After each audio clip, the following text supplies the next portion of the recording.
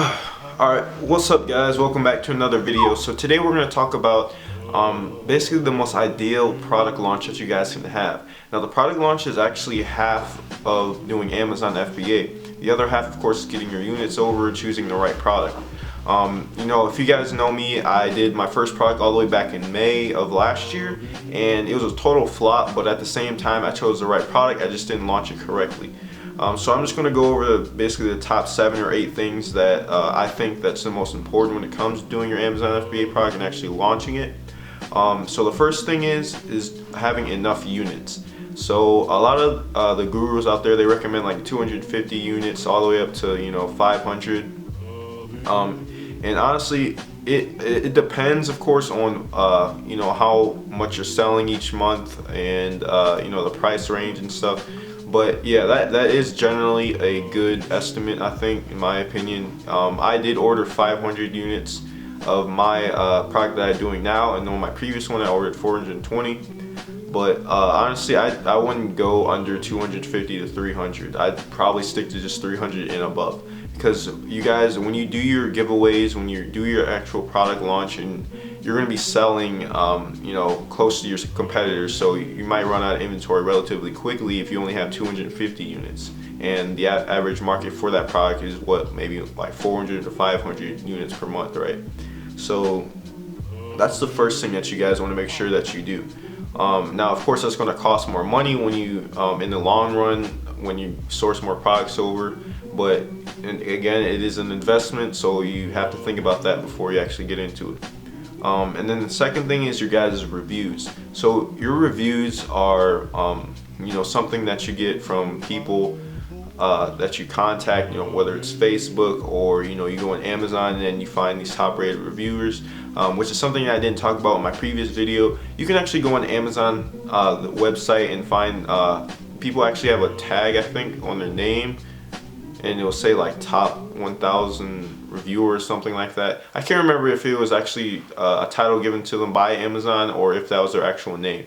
But you'll be able to contact these people on Amazon. And there's a lot of people in there that you'll see them on multiple listings in maybe a certain niche, and they'll actually have been doing reviews for a long time. So you may be able to contact them and get an honest review out of them. But honestly, for the review part of the actual product launch, make sure you guys have at least 10 reviews. Having something below that, of course, is not going to look as good as having 2 digits for your reviews and all 5-star. So just get 5 verified, 5 unverified, and then just call it a day. And of course, verified reviews is much more weighted than unverified. And like I said in my previous video, all you have to do is go on Facebook, find these groups, find places where you can get you can get people that you can trust to leave an actual review for you, and you'll be set and ready to go. Like literally, I made a post on Facebook about if I can get people to review my product for verified and unverified plus pictures, etc. People are willing to do it for you, so you guys don't have to worry about that. Literally within a day or two, I got like, I think either 10 or 11 people wanted to help me out. Now, of course, some of those people might be like, oh, I'm still in the product research phase, and low-key they're trying to find, what product's selling. But hey, you can't dodge all the bullets. You gotta still jump into this, even if you gain extra competitors. All right. And then the third thing is optimize pictures. So depending on what category you're in. Now I know beauty and personal care was recently it was added onto ungated categories now, so you can actually sell stuff in there, which is pretty cool because the market in there is actually, it's not too competitive. I found quite a lot of products in there as compared to other categories like kitchen and dining, and then tools, home improvement. So it's definitely, I don't think it's as competitive as these other niches. Now for certain categories like that, the pictures on there aren't, high quality zoomable. So what I mean by that is when you go on your computer, you can't hover your mouse over it and then see, the HD zoom ins of each one of your pictures. On the computer, all you can do is click on it and it'll expand it a little bit. That's what I figured out recently. I didn't actually know that, but yeah, that's just a heads up for the beauty and personal care category. I'm not really sure if other categories actually do that, but just let me know if they do. So just make sure guys pictures are optimized to your best ability. You know, contact people on Fiverr, contact you know, some other third-party service, or you can do the pictures yourself, use your own camera, and just order samples from your supplier, and then have it sent over to you. And you can take your own pictures, you know, have a nice white backdrop, and then maybe send those pictures over to a someone on Fiverr so they can, you know, crop it out, do you know, these transparent images, or do you know, crop out maybe some shadows or something like that. But yeah, Fiverr is an awesome tool when it comes to getting your pictures optimized, and also Canva. So if you use Canva to optimize your pictures, it's really, really easy. What I did, I basically got all the pictures that I wanted to use for my product, and I put it, I got the transparent image of them, which is where the background of the image is taken away. So let's say you have a picture of your product and it has a white background. Getting a transparent image of it, you basically cut the product out, and then you're just left with the product on there, so you can literally just slap it on anything. And that goes the same way with your logo too. So you can basically just slap your logo on anything, like your box, without actually having the printed logo on it from the supplier, which is pretty cool. So the fourth thing I'm going to talk about is optimized listing, description, and bullet points. So stop licking the box. My dog's acting retarded. Optimized listing, description, and bullet points. The optimized listing, so basically, if you go on YouTube, you'll be able to find people that talk about how to optimize your listing to its fullest potential.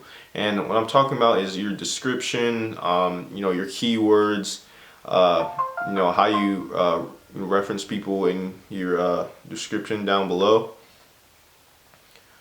So by your description, you want something that's short and straight to the point, and basically something very convincing and you know, heart to heart when it comes to your customers and stuff. You really want to connect to them, and the way you do that is actually, you know, having your short and sweet bullet points. I wouldn't say don't have something that's, you know, a whole paragraph on there. Just a couple sentences.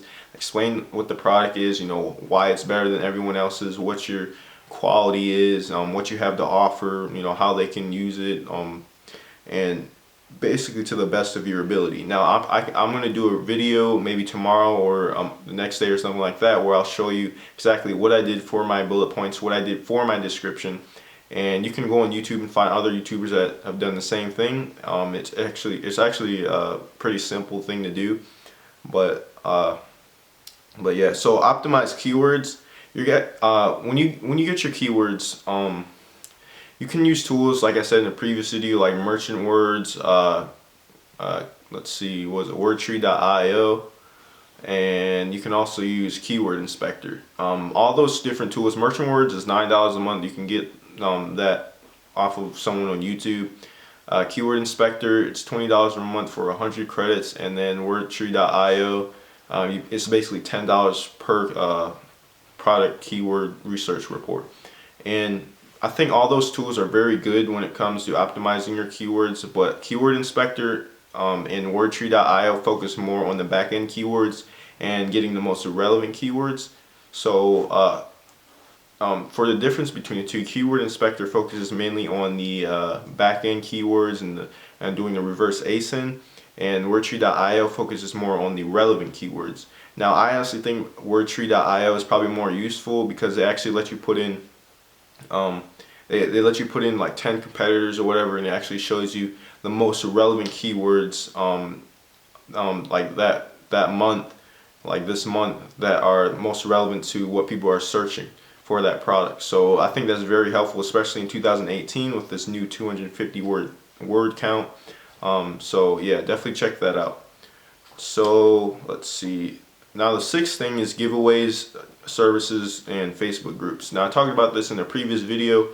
Giveaways are basically essential to your product launch, and giveaways are the way that Amazon basically ranks your product, and ranks it, and that Amazon ranks your product in the algorithm. So that plus your PPC, you know, optimized keywords, etc.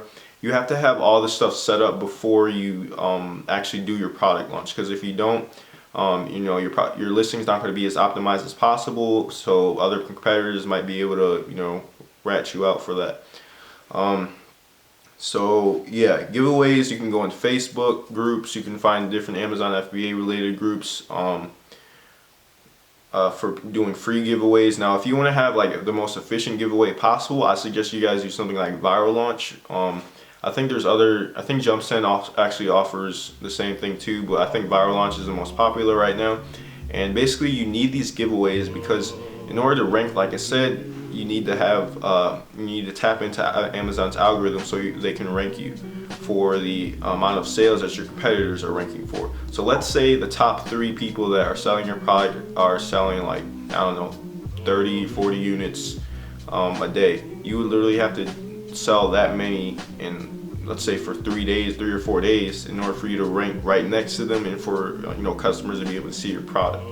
And that combined with PPC is an awesome duo because you're going full at it with it when it comes to the Amazon algorithm and pay-per-click advertising. So yeah. Now the last thing is number 7, PPC. Like I said, you run this and the giveaways at the same time. Now I still have to do my research more on PPC, but generally what people say is that you should run your PPC for about a week or so, or for around like 20 bucks a day, and then after a week pull the keywords and then just do a optimization, see which ones are ranking the best, see which ones people are typing in more and stuff. So yeah, that's basically what I got on the PPC. But yeah guys, that's basically it for this video. Hopefully you enjoyed it, hopefully you got something out of it. These are the things that I like literally. So yeah guys, that's basically it for this video. Basically 1 through 7 for these I didn't even do for my first product. I ordered enough units, but I didn't do the giveaways right. So just make sure you do all this stuff before you actually get into your product. Make sure you have all this stuff checked off, because if you don't, like I said, the actual giveaways, the launch is half of Amazon FBA. So getting your product over, picking the right product, that's great and all too, but you're not going to be ranking for anything, you're not going to be competing if your listing isn't optimized enough. So hopefully you guys enjoyed, and I'll see you guys next time. Peace.